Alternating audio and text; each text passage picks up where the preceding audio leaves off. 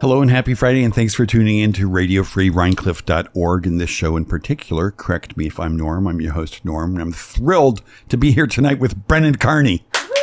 Thank you. I was like, did I pronounce it right? She said, yeah, just like Kearney, just like the guys who work the fair. And are you now, or were you ever a Kearney? Did you ever run off with the circus? I had dreams of running off to the circus that I have not yet realized. Did you actually? Many young people did. No, I do want to go live in a camper and travel around the country. But I'm thinking that the fair work, I'm getting too old for that, I think. Oh, I don't think so. Didn't you have a camper of some sort once upon a time? I have had a vintage Airstream that I used as like a guest quarters in my yard. And it was so fun. And then I decided I should get smaller. And I got a VW camper, which I never took camping and hardly drove because it was so loud. Oh, was it? It was terribly loud. Why? Muffler problems? I had a new muffler installed when I bought it, and I think I was had.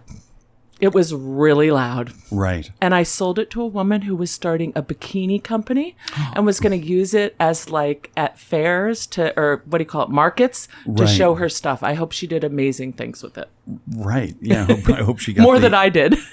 Yeah. A bikini company. That's hilarious. These are aspirational purchases on my part. And when you sold the Westphalia or whatever, yes. the Volkswagen camper, where did you sell it? How did you go about doing that? Facebook Marketplace. I love Facebook Marketplace. Yeah. Yeah. I get everything there. And I ask you especially because a big part of your life is as a vintage buyer and seller. Yes. Do you call yourself a picker? No, pickers are the ones who find things, and I get complimented a lot that I'm a good picker. I'm a good buyer. I like finding, What's the difference? Picker is more the finding the stuff. Maybe it dates back to the days when people used to like knock on farmhouse doors when old antiques and say, hey, you have anything in the attic? Right. You have anything? But picker can also be the folks who go like down to Stormville to the flea market. And that's like, I'll paw through any pile. I think I find the treasures. And I'm definitely a better buyer. I worked all week this week to redo my booth at the Red Owl in Kingston, one of the places I sell, and it's as if a new space has been created, but I had enormous help from the owner. But I'm like can you see me fluffing up? Super proud. It looks good. It's not just a pile of cool stuff anymore. Not just a pile of cool stuff. Well, that's kind of my method. Like dump more in as I get it. Right. So Red Owl is an amazing space. You've been. Yeah, I have. Yay! What was it called before? It's some anagram of Red Owl. Wonderlies, I think. They made custom draperies. And when the owner, Cindy, bought it, a lot of, I think the stuff was still there. And down in the basement are all these paper rolls that I think have patterns on them of what they made. Oh, my. And the name Red Owl was made using letters from Wonderlies. Right. So that she could have the original signage on. It's really... The original letters, which are beautiful. Yes. Like sort of like 3D aluminum letters or something. Exactly. And where is that in case people want to go look? Yep. So that is on Cornell Street off Broadway. So let's see what a landmark is. Not the pajama factory. What's the shirt factory? Right. Where a lot of art stuff is going on. It's just in that kind of really cool reviving corner or section of Broadway that Kingston made happen. Right. And it's huge. It's like 10,000 square feet. We just had our year anniversary. It's a beautiful space, and it's filled with lots of nice stuff. It is. It's really well curated. It's called curated in the business. Norm. Well, I don't agree with that. I know it's not a museum. If you're not, if it doesn't involve, museum stuff, it's not curated. But it is beautifully curated, and the people have a high level of taste. So how long have you been there? So they opened in August of last year, and I was one of the first people to sign up because the owner and I have been not partners, we colleagues at Kingston Consignments for years. Kingston Consignments and Antiques is the other store I'm in, and that's on North Front Street in Uptown Kingston. Right. And so when she said she was going to do it, I was like, I am in. And so you have a booth at Kingston Consignments as well? Yep.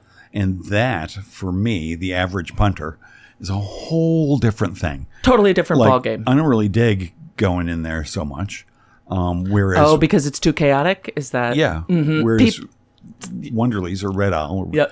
is like, it's a beautiful place to be. It's a totally different way of doing it. And so, like, I was laughing that I redid the booth. I needed to completely reimagine how I'm showing things to people because Red Owl feels so different.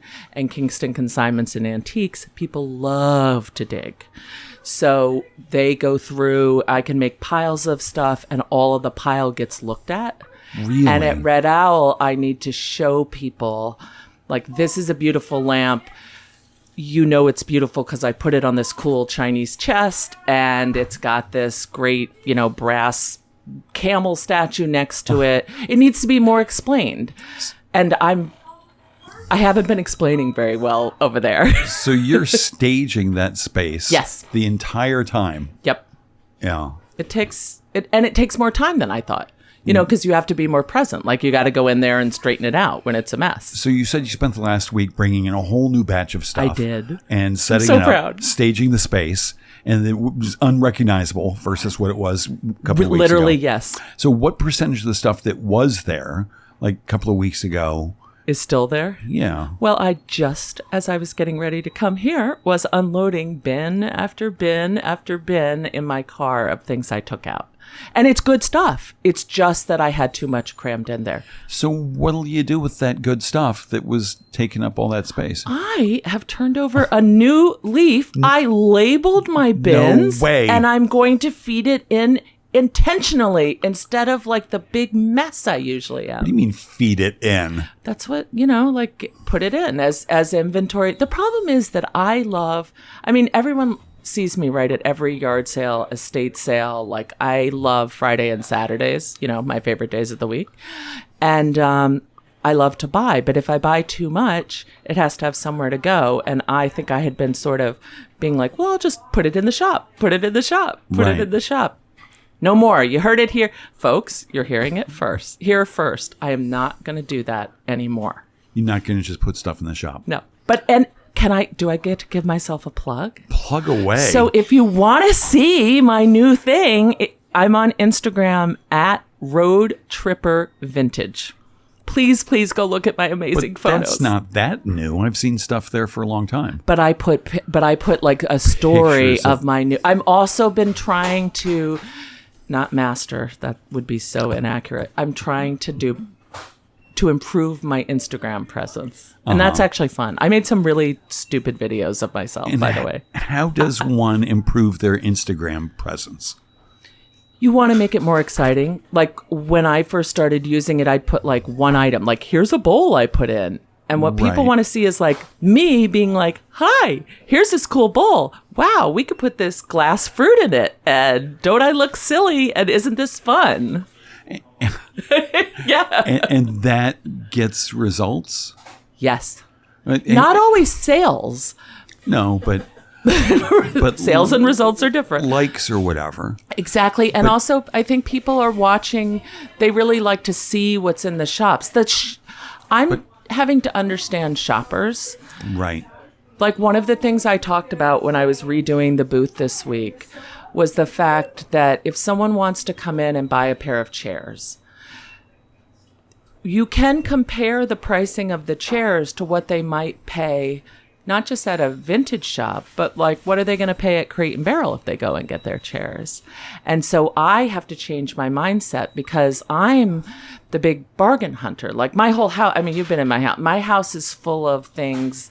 Almost, I'd say 90% of what is in my house is used. Doesn't have to be vintage. Like, my stand mixer is used. My coffee maker is used. My bathroom towels, I'm making an emphasis here, are used. Right. Not just by us. Right, because you find them somewhere, you're like, oh God, that's gorgeous. I need to have that. And also, like, I also believe in reducing, like, our waste footprint. So that's like, and you can't always sell what you buy to reduce your. All right, so here's the dirty secret. You ready? Yeah. Things I am now buying at yard sales. Tin foil. These are mostly estate sales, actually. Cleaning supplies. Wait, you say tinfoil. I call it tinfoil. I mean, it hasn't Aluminum been 10 foil. since. I was just curious. Because I imagine somewhere there is actual tin foil. Oh, well, if I found that, I'd collect. probably be really psyched. Right. No, like the regular stuff, plastic bags. Like that way I'm not buying new plastic bags. Toothbrushes in the packaging, let's be clear. But all these things that otherwise at an estate sale, frequently they're contracted to empty out the house, right? So some of that may end up in a dumpster if someone doesn't feel inspired to take it home at the end of the sale. And I don't want that stuff going in the garbage. Huh. You kind of become insane when you go down this road. Yeah. I mean, it's like, well, you just find more and more things. But you've been going down this road for a long time. Long time. How long? Oh, let's see. So I started buying things at stoop sales 20 years ago when I lived in Brooklyn. And there were marvelous stoop sales because in New York, everybody's moving all the time, right? So they're not taking wonderful stuff. And I lived in a cool neighborhood, so people had really gorgeous stuff. And then I started using it. I used to renovate houses, and I would use them when I was done to furnish the house sometimes to like explain the space. The same way I'm saying you have to explain the space when you're selling. Right. Selling a house, you need to explain to people like, this is probably where your TV's going to go. Because otherwise people get stuck and they're like, I love this house, but where's my big screen TV But going? you explain by putting a TV there, right? Yes. Actually, I never put a TV and I hate them, but I would put like, a cabinet. So I put things to fill in and explain, and then you start getting a little squirrely. Well, no, I started getting a little squirrely, and I realized how much stuff was out there. My first Le Creuset pot came from a stoop sale for, I think it was $20, luxury items that I wanted. And then once you figure out that you don't have to pay retail, then you get deeply committed to finding it, or some of us do. Right. And what about eBay? Buying on eBay or selling on eBay? Both. eBay, I have bought. So eBay, I use like if I have a favorite pair of jeans, even if they're still in the store, I look on eBay to see if someone is selling that pair of jeans because like they bought it and it didn't fit. Because I would rather buy it used. Right. And then selling on eBay, I do, and I still sell on eBay, but I'm not a committed. I don't know. I like to be in it. You know what I mean, and feel the stuff. And but eBay is very useful. So is Facebook Marketplace. What about Craigslist? Used to use Craigslist. Used to? And I know people are still using it, and its interface isn't as good. And there is so much stuff out there. Yeah. That I just kind of stopped using it. Like Facebook Marketplace sort of eclipsed it for me. Right. And if I took advantage of every platform, I wouldn't be able to get in the door. You'd see it. You see it. Okay, let's admit. Sometimes my porch has weird stuff on it, right? Oh, your porch. Yeah. Yeah. It's clean right now. What's with those aluminum chairs with sort of like the teak bottom and They backs? are in the Red Owl now, Orm. Oh, are they? Norm, thank you so Yeah, much. I saw them sitting out front, and I was like, oh, are those like for free? But there is a file? fabulous rattan, vintage, huge swing sitting on my porch right now. Well, wouldn't that be? We should affix that to your porch and have a rattan swing. I know. I thought about it. So when you buy stuff, I mean, you said that you were a contractor. You were like fixing up houses and stuff. So you're handy enough, I'm guessing, No, I'm good at telling people what to do. Oh, you are. As she said, channeling Mae West a little bit. So do you buy stuff that needs a little bit of work very often? That's also supposed to be one of my not okay rules. I used to do that. And now, in an effort to not overwhelm myself, I'm not supposed to buy project items. You can hear me being like, I really want this, but I know. But there is a chandelier on my dining table right now that I aspire to repaint and put in my bedroom this winter when I'm slower. Right. Or it's never going to get done. And why are you slower this winter? Because there's not as many yard sales? In the winter, it tends to be more estate sales, and things tend to slow down. People perceive that, it's not a good time to sell things. So like I rewire, I'm not a gifted rewire, but I can rewire lamps or work on something else, or I can relax, but I'm not, as everyone who knows me, very good at relaxing. And when you do attempt to relax, what things do you try to attain this elusive relaxation? I walk. I see you walk all the time. Yeah. Right here I in the wave Village to Rhinebeck. you. Yeah. I have a really close knit group of girlfriends who I spend a lot of time with. I cook. I'm trying to get back to that. It sort of fell to the wayside a billion years ago. I garden. I've learned, I feel like now that I'm getting older and I have patience, gardening is really working for me. Really? It used to seem so not okay because you'd put it in the ground and then be like, yeah, now what? Like, yeah. Now I'm like, oh, I can put this little bit of, leaves and next year it'll be beautiful. Or maybe 2 years. And I can actually wait 2 years now. Yeah. That's why I'm a terrible gardener. I've got some weeds from my house. I sort of like prune them once in a while. Yeah. I'm like, hey, look, it's pruned. Oh, the mowing up to the side of the house and all green grass, not perfect grass, is a totally legitimate way to go. Okay, fair enough. Though I'm down on the whole monoculture thing of like grass. Me too. And I've been working on that. I've been adding beds in my yard to sort of bring less and less grass into the yard. And it's a shame because I love that look. It's beautiful. A beautiful lawn. Although my lawn is when I moved into my house in the village 7 or 8 years ago, I think they might have used chemicals, so the lawn was lovely.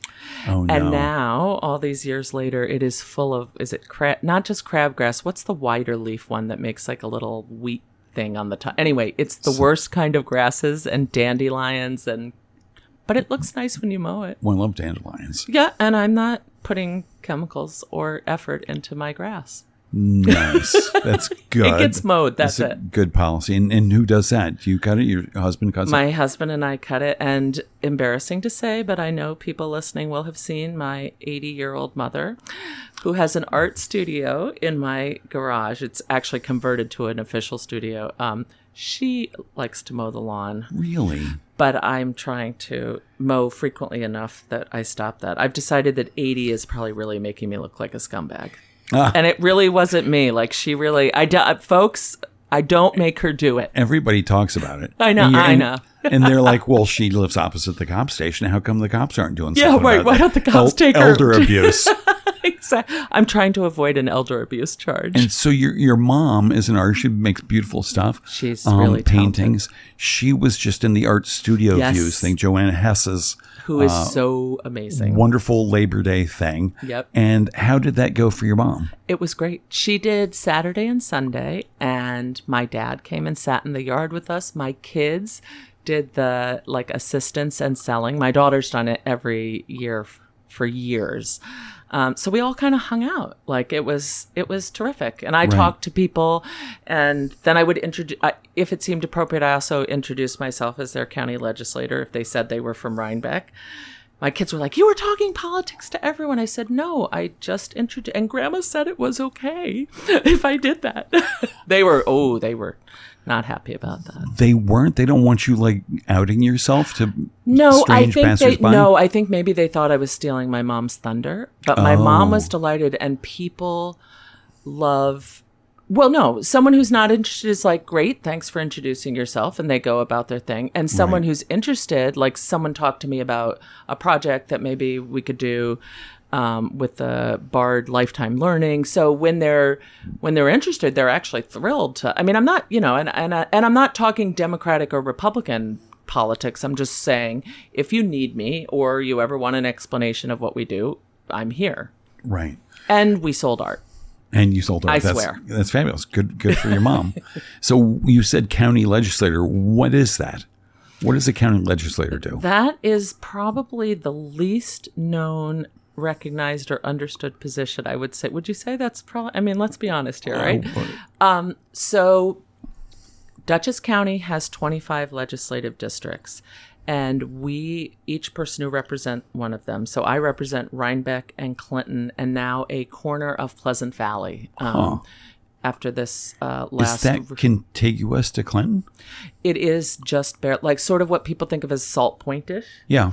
But it was split. Pleasant Valley has the sad distinction of having 4 county legislators representing one town. It's so silly. How no one can even remember who we are usually to begin with. And if there are 4 of them, very confusing. So what we do is, I mean, we're mainly the money approving body. So when money gets spent, it must be approved by the legislature. And then the more interesting things we do are some programming and county services. And again, I don't know how far your listenership expand. I don't know how far people are. Half a block in no, any I was direction. Gonna, Yeah. I know it's global, but yeah. I always say to people, we're a really fortunate community in my district overall. And so my constituents are not usually accessing a lot of the county services that constituents in some other districts need. Right. And then when I said that we touch on projects and stuff, we don't develop them. Like it would be really exciting to work more on the development, like, commissioning studies to look at things. But we are actually, we vote on when the administration wants to do something like that, right? Like the government has got, the Dutchess County government is... What administration? So right now it's Sue Serino as our county executive. Okay, the Dutchess County. Yes, so she has an executive has commissioners like for public health and human rights and a whole slew of things. They're really the ones who are driving what happens in Dutchess County. When you end up hearing that, like, I've had a big brouhaha at the legislature because I'm pretty outspoken. It's usually, though, me saying, I am not going to vote to fund this, or I would rather see us fund. Sometimes I get to vote for things I really agree with, but often, because I'm a Democrat who serves in a Republican majority county, we're actually more Democrats registered to vote in Dutchess County, but we have a Republican administration. So I'm often, truly, at odds with what the administration's approach. So there's 21 legislative districts. 25. Oh, 25. Yep. And you said the bulk of the legislators, I assume one for each district, yep, are Republican. What are the numbers, the breakdown? 9 to 16. 9 to 16. And then you said that the county is more Democrat than Republican. Yes. So what's going on? Well, it sounds like my first guess is gerrymandering. So I used to think that was a lot of it, and yet we had an independent commission with people from both parties who redrew our maps because we had some really gerrymandered districts, and yet part of that redistricting clipped off a corner of Pleasant Valley and stuck it in my district, and it split. I am no longer the only this is actually really great to say on the radio. I am no longer the only county legislator for Rhinebeck. Northern Rhinebeck is now part of Chris Munn, who we've always thought as the Red Hook Tivoli legislator. Chris Munn may be your county legislator, not me. And by the way, shout out to Chris Munn, fabulous legislator. Yo, Chris, keep it up. Yo, Chris, keep going. So where's the line? Up by 9. So if you're going 9G. 9G. Yeah. Rugies and the 24. Yeah. And there's some, that you can look at a map really easily. But so that was part of it. And then why Legislators run in off-year elections, odd-year elections, and if you follow politics, turnout is always lower. And we're talking about races that when I was first elected, I was elected by 33 votes, and that was only determined after we waited weeks, went to the Board of Elections and opened absentee ballots. Not a margin of 33 total votes? Yes. So why, you said they're an off year, which means odd year. But it's changing. Is it? Sorry. Yep. And it'll be even years when everything else is... So New York State changed the law because New York State controls election law. Uh-huh. And county legislatures are going to be switched to even years. But Dutchess County is one of the counties, and I really, really disagreed with this, sued New York State. And you don't want me probably in our limited time to go into the argument for why, but a couple of counties and New York State to keep it in odd years. Yes, and well, I believe if I were the Republicans, I would want lower turnout. That's what I was just about to say. Oh, yes, sorry. That's no. I mean, thank you for saying that. Interviewing myself here. I think that's there. There's been another reason given, but yes, I think it's that when and there are many. It's not just my race so the politicians have given another reason that might not be the real reason? Totally. It's it's a violation of our right to home rule in Dutchess County that we get to decide. Is that really the lame Yes. argument? And I don't think it's going to be successful, but yeah. And so we're spending, right now the legislature voted to spend $100,000 on this lawsuit. And I absolutely spoke very strongly. I was furious. And so... Furious. Because I see it as an effort to repress the vote. And that's not okay. You don't do that. No. You're not supposed to do that. It's wrong. But if you do that, then you need to blame the Democrats for doing that. Absolutely. Yeah. Oh, geez. The fun of... I've learned a lot about politics in the last 5 years, let me tell you. Yeah, so 5 years. So you filled a seat vacated in the middle of a term, or towards the end of a term, by Joel Tyner. Yes. Who had done that role. Yep. And I liked him. He was at the... Me too. He was at the farmer's market every Tirelessly. Sunday. Yeah, and talking to people, pressing the flesh, passing out literature, whatever. Plus, he was very liberal, which I liked. I always voted for him. and he started this thing that we were just talking about, the Repair Cafe. Yes. That was his initiative, right? He and some community members who wanted to see it happen. It's awesome. And I love the Repair Cafe because you were talking about wanting to buy secondhand, so not bringing new stuff in, not throwing new stuff out. Exactly. And the Repair Cafe, will you explain it? Okay, so the Repair Cafe, first of all, anyone listening, it's not just in Rhinebeck. There's one happening like every weekend. You can look on the website. There's a national website. There's a regional website. And so the Rhinebeck one does it 4 times a year, every 3 months. And there are these extraordinary volunteers, not just from our own community, although a bunch of us are local. Then there are people who come, like we have a welder who brings his truck and he does a ton of these. It's like his thing. Wow. And we fix all kinds of things. And I wish I knew the fix rate, but it's got to be 85%. It's extraordinary what these folks can do. Right. I go and I just encourage everyone, provide snacks, and keep track of who's where, because I'm not super handy. My husband sharpens knives. Oh, nice. Yeah, it's very fun. It's very powerful. And how often does that happen? Once every 3 months. Right. But if something breaks and you're really devoted to this idea, you could go to Kingston. Red Hook has started one. Right. Clinton is starting one. Who else have we got around here? I don't know about Hyde Park, but that doesn't mean they're not doing it. I mean, they're popping up. It's just taken the world by storm. It started internationally. Okay. And then it came to the U.S., and it's just growing in popularity. It's awesome. And you know about its genesis? I mean, I saw it around. I'm like, oh, that's great. And I never thought of it until maybe a year ago as an environmental It's a huge environmental movement. Yep. In fact, you get credit as a community when you're so governments try to get like these gold and silver star ratings from the state, and it counts as one of the activities. Like I taught a workshop a couple years ago about how to start it, and it was for a group that was teaching people how to get these environmental certifications for their communities.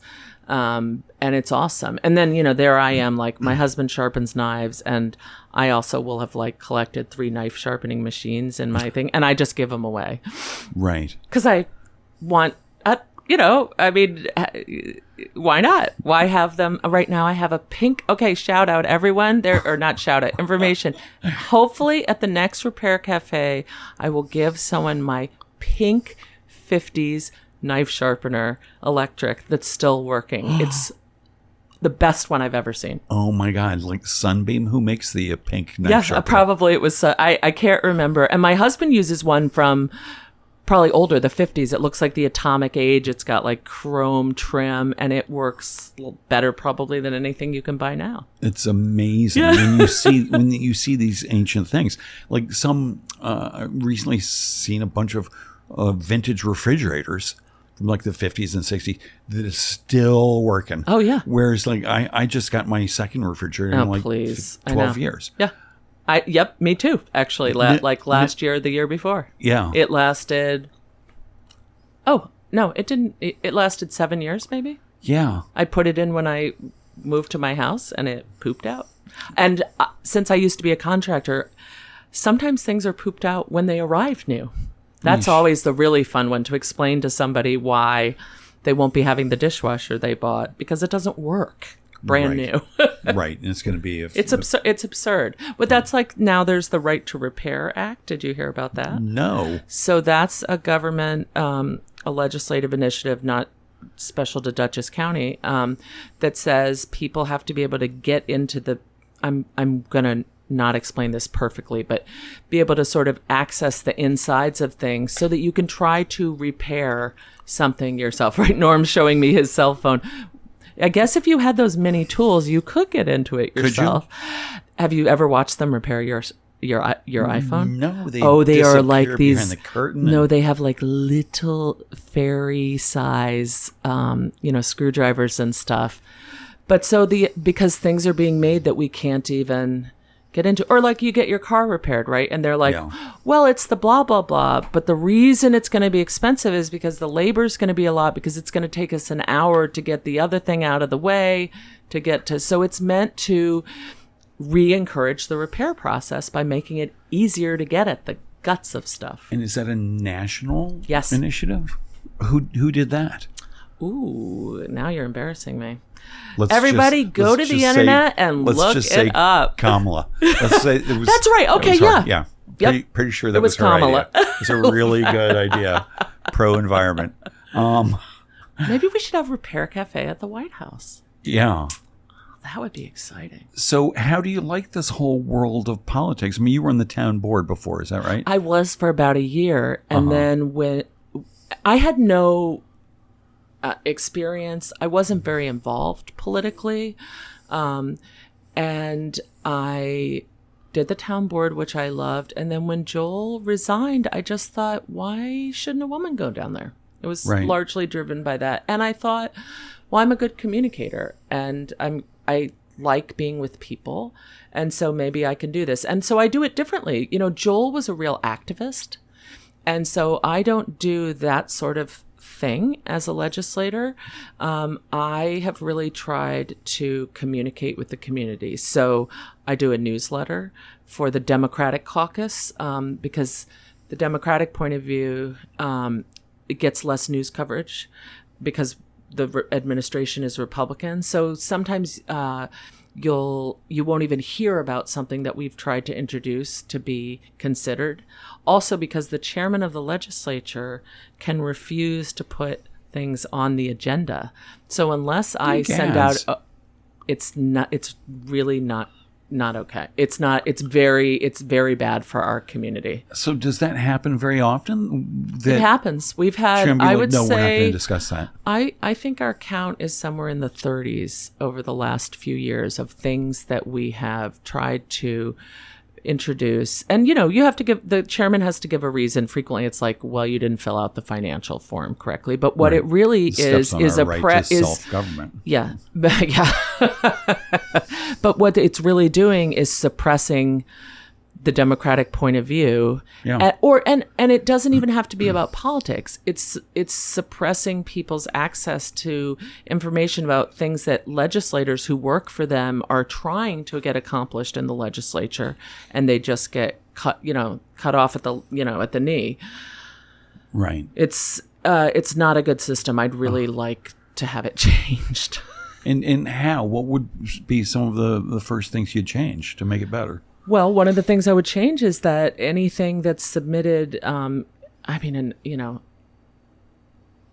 that's submitted to the chairman that we would like to see open debate on the floor about. So say I want to introduce a piece of legislation saying every town's got to have a repair cafe. I don't believe that, but you know what I'm saying. Okay, for example. And that potentially maybe wouldn't suit our current leadership at the legislature. So they'd be like, no, you did something wrong. We can't. So you wouldn't even get to hear us speak on the floor about why yes or why no. So it means that people don't always have to be accountable for defending why they are refusing to be involved with something. Right. Which is really problematic when you're talking about a government that, and talking about giving people information. It's one of the things I often talk about is that the public has a right to know what's going on. And the public also has a right to hear someone who doesn't agree with me articulate why. The only complaint I have is you can just sit there quietly and just vote. So you don't have to say, this is why I'm voting.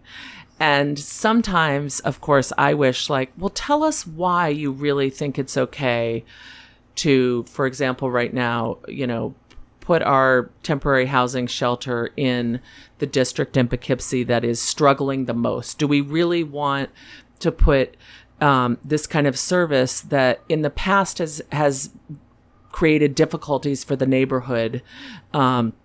Is that really the best choice? Why aren't we talking about putting scatter site housing throughout Dutchess County to deal with our unhoused or something? But you don't always get an answer from people because they can just vote. And are people open to discussions of the pros and cons of various plans, or no? No. No. What happens is the administration works on how they want it to be. Then that's it Sue comes. Serino. Yep. Then I get information frequently at the last minute, like literally 5 minutes before a meeting will start. We may get the answers to the questions we've asked. And then we only have a choice to vote yes or no.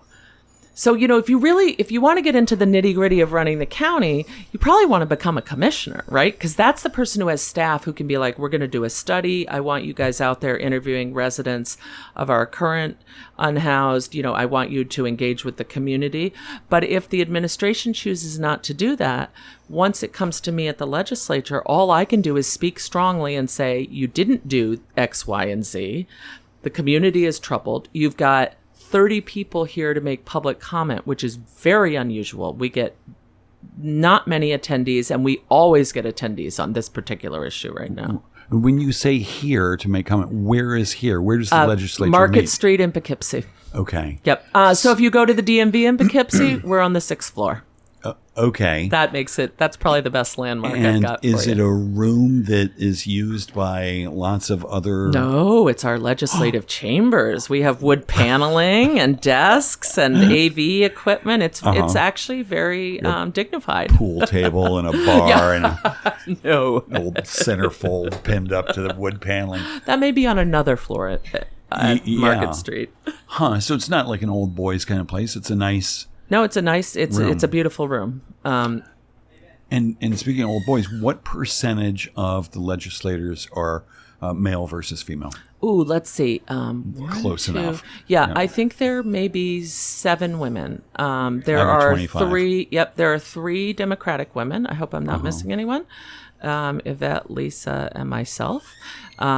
We gained a woman. Before it was just in my caucus, the Democratic caucus, there were just 2 of us. Wow. Yeah. Oh, yeah. Gender matters in politics. And what? Hey, Gads. Yeah, well, hopefully, we'll get a female president, and That and might- usually stump for anything political on this show. I so hope, I took my daughter, who to vote. I was voting for Hillary Clinton, and I took her saying, come with me, not old enough to vote, that you're going to see the first woman president elected. And that was a moment. I know a lot of women have that story, and men, to show their daughters. And then, so I think it may happen this time. I think we got a real fighting chance. And so you're a legislator. You're not forsworn to not engage in campaigning for anybody. No, I can campaign all I want. It's right. And that's what I was saying. I've learned a lot about politics. When I said not government, I've learned a lot about government too. I've learned a lot about politics and why I enjoy being involved with some of it, and why I will not be running for higher office, because it's really hard and I'm not interested. I don't want that for myself. Right. How interesting. Well, will you run for county legislator again? I'm planning to. That's good. Well, it sounds like you have things you want to accomplish. I just want to continue making sure people are getting the information. I see one of the greatest challenges for us in Dutchess County is, again, the lack of information and of course people have to be willing to read it, but sometimes I helped get a great article in the New York Times a couple years ago, and it was awesome. They contacted me. I didn't pitch the story, but this was the stadium. It was the stadium funding, and it was so powerful, and people are still talking about it. And also, they were mad, so mad. They who? My constituents. Oh. People in Dutchess County, are you kidding me? It's still every once in a while gets mentioned on the floor of the legislature. Now, you spent this on that, and you can't spend on this small thing, that's... Oh, they weren't mad at what you did. They were no, mad at they're still... No, Can they're you mad. explain from the beginning what that was? So when we got some of the first rounds of ARP funding, our former county executive... American Rescue Plan funds. Sorry. You. I pretend like I'm asking so my listeners will know. I'm like, Our former county executive, Republican Marcus Molinaro, who now serves in Congress in a different district. He was elected last election. He allocated, I think it was $35 million or $27 million of those funds to pay for a luxury clubhouse at Dutchess Stadium and a lot of other unnecessary improvements that where the Renegades play. Renegades play, who are owned by Yankees, the wealthiest franchise in the country. In history. And we subsidized. So the article came, they contacted, go ahead. You have a question? No, please. So $25 million was allocated to the county. Or for that project? It was, we were given much more in Gotcha, American Rescue Plan funds, but he attempted after the article came out, and it was an article that focused on other sort of misuses of funds by other counties as well. Right. He reversed that. But then, here's the real lovely part of the story. When the budget came around again, we have budget hearings. The public's supposed to be able to make public comment and get information. After we closed the last public hearing, the Republicans introduced an amendment to the budget to fund those improvements with a different funding source, and it went through. And the improvements were for what exactly? For a luxury clubhouse for the players, and some other things. We had upgraded the lighting, which was a big expense, but I believe I voted in favor of that because it was required to bring the stadium up to code, whatever, for baseball. Right. But the stuff that got done with this money, and again, it got slipped in, but it caused a brouhaha that made people very angry, and I was very angry. So this is a minor league or AAA, whatever. Yes, and a feeder team to the Yankees. Yes. And these players, are making like 40 grand a year. I mean, I think that... I know, that's another... I think that players... that's not they might rather have had some money instead of a clubhouse. So how was it justified to spend all that money upgrading the facilities for the players? So we keep getting presented as legislators with this version where the Renegades are a real driving force for the economy down there. But they're just north of Beacon? Yeah. And I have real questions about the accuracy of that. And also there's all this talk, the line is always that, it's a public park. People can come and watch baseball for a really affordable price. So it's really great. One of my colleagues the other day sent us all a picture of what the view looks like from the cheap seats. You can barely see. And the cheap seats aren't super cheap, So it's kind of a myth. I think there was... Well, I won't speculate why Marcus Molinaro felt it was so necessary to do this, but I don't think it is because it's an economic driver for Dutchess. Right. All right. You say you won't speculate why, and when the microphones are dead, I'll ask. But let me ask this. Since you have been doing this, have you become more open to all kinds to what you might once have written off as a conspiracy theory? More open to like backroom deals and machinations and... I don't have, I don't have concrete proof, but definitely you sometimes wonder, or you see... But not particular, just in general. In general, yeah, of course. I think there's all sorts of things right. that take place. And that's a really long conversation. We have... We've got 3 hours left in this interview. Oh, really? Yeah. Oh, that's not what you told me. No, there are a lot of reasons, and people get onto boards. We have industrial development, board that is meant to help grow, particularly Poughkeepsie. But many of the people who sit on that board have vested interest, and so one worries about what that means for why things are getting pushed through or supported, or why certain things aren't happening, and the challenge, and I talk about this a lot with constituents, is that my access to information about what's going on at the county as things get developed is very limited. I have to ask questions for information. I'm no longer permitted to contact a commissioner directly. I am supposed to route it through our legislative clerk, who then... What a big ball of crap. It's terrible. It's authoritarian, and I've used that word on the floor many times. It is absolutely controlling, authoritarian, and not in the best interest of any of the residents of Dutchess County. And the Republican legislators, it seems to be continuing. Think it's their way. Right to self-government. Yes. It's a really great way to control things and maintain control. And it's very effective. And that's right there. I mean, on a larger scale, that's a classic form of control that's been written about by everybody throughout information. History. Yeah, information. And even very alive and well. National politics, that's a big problem. Yes, people get their information from a different source Yep. than I do, and they're making what they think are good and humane and respectful decisions, possibly based upon bad information. Yes. And here's the thing that kills me. I work hard to vet all of my news. Sure. But it's like, who's to say I'm not doing the same thing? I know. Getting my own bad information. And what's the solution?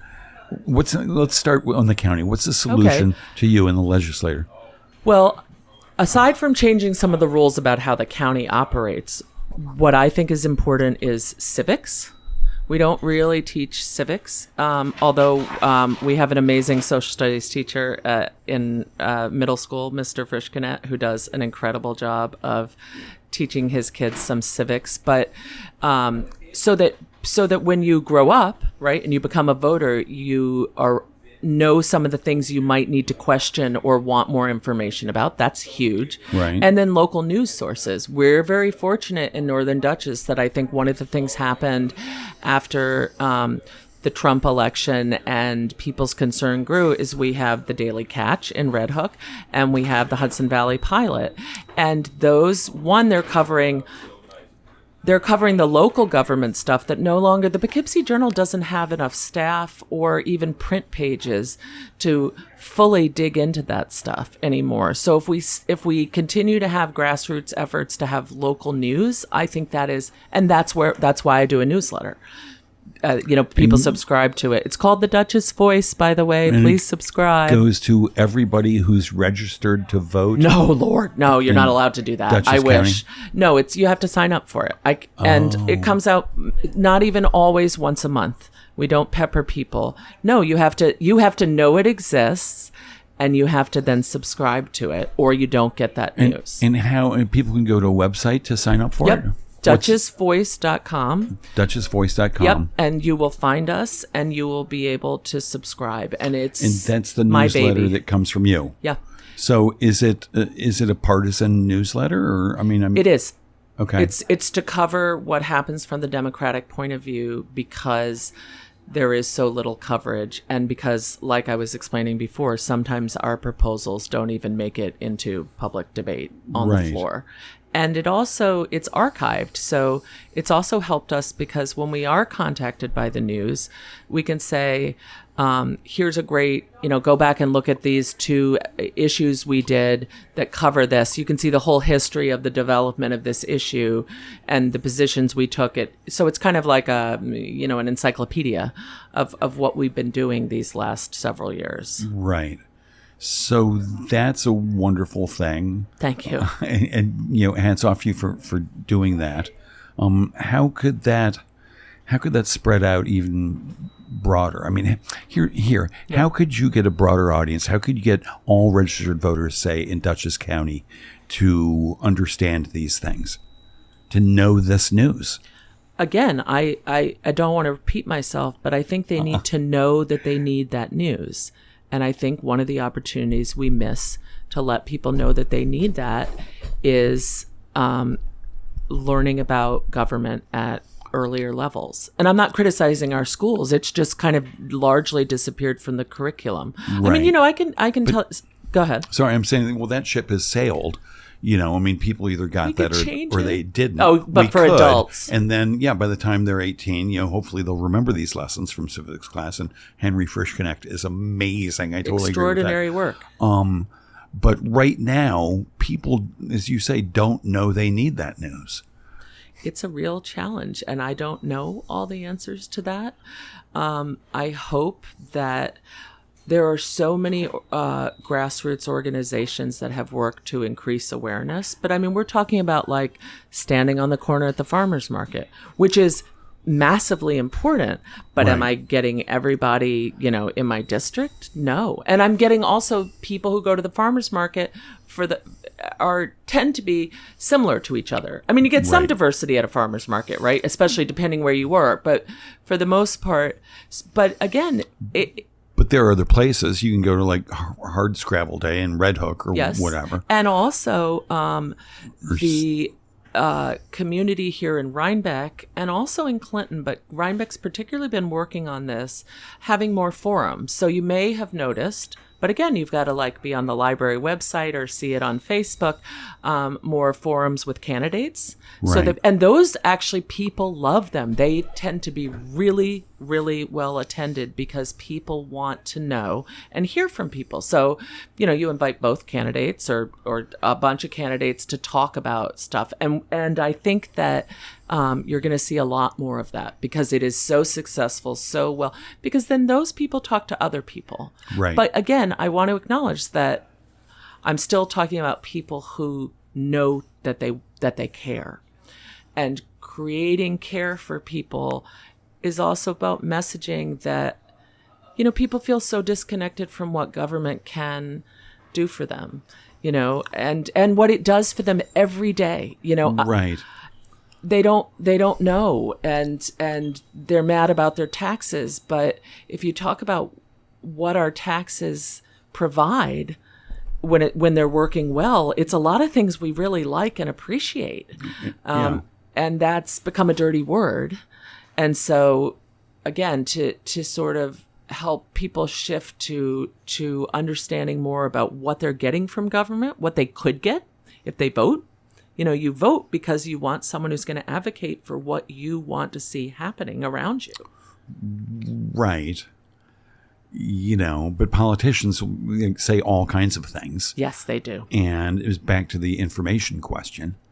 I mean, yes. how you can know what to trust and what not to trust. Sure. I mean, looking at someone's voting record versus what their campaign flyer that you get in your mailbox is it's as if you're talking about two different people sometimes. You're like, really? This lovely person who looks so nice on this flyer really voted, all these anti-women's health things and all these pro-gun things that in my mind are kind of dangerous, and yet they're completely separate, as if they're two different people. Right.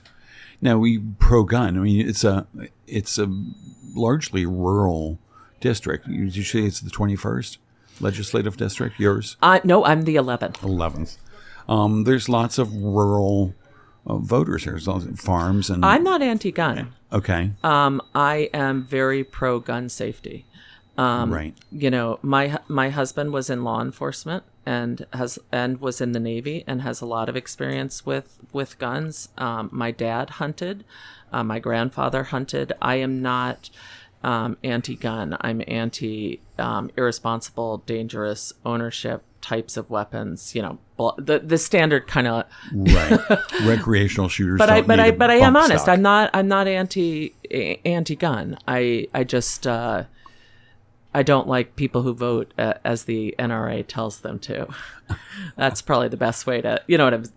Right, and they get their message out pretty well. I mean, they've got a lot of money. Right. I mean, that's the other thing is that politics, the ability to message, the ability to have access to data, which you have to pay for, about who you want to send your mailer to or who you want to invite to look at your mailing list, or my newsletter. If you don't have money, you can't pay for those things. And that's why people are always asking for money. I didn't understand. I used to be so offended by the constant requests for money. And actually, I'm being driven crazy right now with all the messages that are coming through on my cell phone every day. But if you give to the right place, it can be very powerful. Right. And do you donate to some of these places? I donated to a bunch of campaigns, and I have to tell you the truth, I'm really angry at how many spam messages I'm getting from Democrats in my cell phone. Not local Democrats. Oh. I'm furious. Yeah. I donate once in a while to stuff, but you get sold. I think I've been sold to every list on earth, and I'm very disappointed in that. But even the places that I've donated to, like if there was a box, like you can give $20 and we won't reach out to you again for a year, I'd be like, I'm paying for that. Yeah. Oh, right. I'd give you an extra. I'll double my money if you'll just and don't sell me. No, and I have been appalled. And I have no idea what the answer to that is, but I am appalled by the solicitations right now. Right. Oof. Well, when's your next election? Mine won't be until next November. 2025. Yes. The off year. But then it'll go to the even year. So I have the joy of running 2 years in a row. Unless the lawsuit goes through. When you think it won't. I don't think it will. Well, Brennan, we're out of time. Well, this was awesome. I told you it would happen. Go Kamala. I wish, go Kamala. I wish you would reconsider running for even higher office. You are very than kind Dutchess to say County that. Legislature. You're making me blush. Well, Thank you. Well, you're wonderful. I mean, I agree with all the things that you say, and you say them all really well. I mean, you're a perfect candidate. Thank you. Thank you. I always say when I get a compliment how much I appreciate it, because it's a hard job, and it's nice to hear that. Thank you. Thank you for your service. You're very welcome. Everybody, both sides of the aisle, most of them are there hoping they can make things better. Yes. They disagree on how, and I think anybody who does that most sincerely Is for to their be service. commended. Yes. And you're here now, so you get all of the Oh, thanks. all right. I'll take every bit. Everybody, thanks for tuning in. Have a great Friday. It's First Friday here in Rhinecliff. Come on down and have a great weekend. Thanks, Norm. Bye.